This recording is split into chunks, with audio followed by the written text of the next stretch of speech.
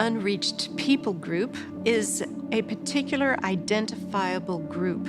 Usually they have language in common, history, customs, and culture, and live within a determined boundary. So a misconception of an unreached people group is it's someone deep in the heart of an African tribe or somewhere buried in the Amazon. Unreached people groups can be very well educated, living in major cities. For instance, the Unreached people group, one of them this week for prayer is North Africans living in Canada, with only like 0.1% of them who know Jesus. I am considered a storyteller, or in Arabic, I would be called a hakawatiya. And so I learn God's encounters with his people and with those that he loves. I learned those scriptures by heart. I call them power encounters, where God intervenes in a human life and reveals who he is by what he does rather than what he says.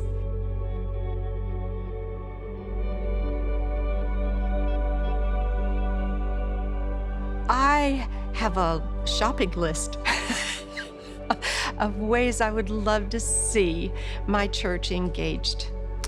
And one of them is to be praying for unengaged people groups and unreached people groups, to actually know them by name and to commit to praying for them. I believe that the going has to start with prayer. And so I think the natural outcome of intense prayer for the rest of the world would be the fact that then God would ask people of Church Project to go, that they would feel the call like Isaiah did when he says, who will go? Who will we send? And that actually my vision is that 75 individuals from Church Project will say, here I am, send me.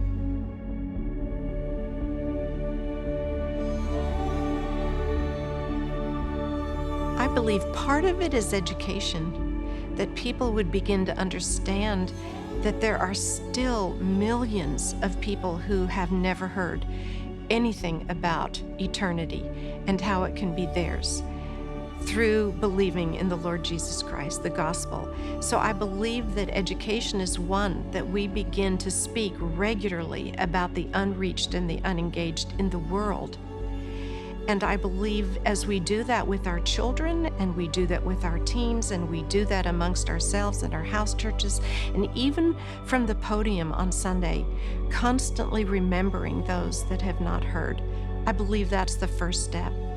Because I believe then God will lean on our hearts to want to be a part of what he's doing and to pray God's heart. This is God's heart, is for people to know who he is. He has never changed. He is still busy at work.